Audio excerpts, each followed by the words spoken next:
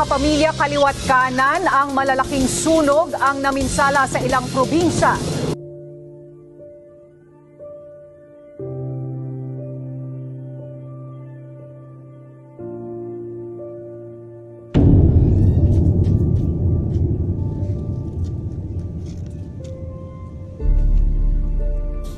Ang bahay namin.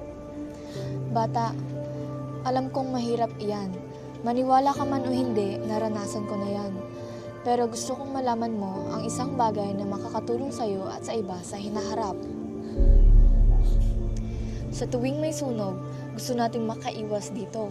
Kaya palagi nating tandaan ang salitang ligtas. Ligtas? Ano po yun? Isang simpleng paalala para makaiwas sa sunog. Una, ang L. L. Laging suriin ang electrical wiring o mga kagamitang maaaring maging sanhi ng sunog sa bahay. I. Ilagay sa matataas na bahagi ang mga posporo, lighter, at kandila upang hindi maabot ng mga bata at maiwasan ang paglalaro ng apoy. G. Gumawa ng sariling emergency kit na madaling dalhin sa oras ng sakuna. T. Takpan ang ilong at bibig kung may usok. Gumamit ng basang tela o panyo upang maiwasan ang paglanghap ng nakakalasong usok. A. Alamin ang iba't ibang emergency hotlines.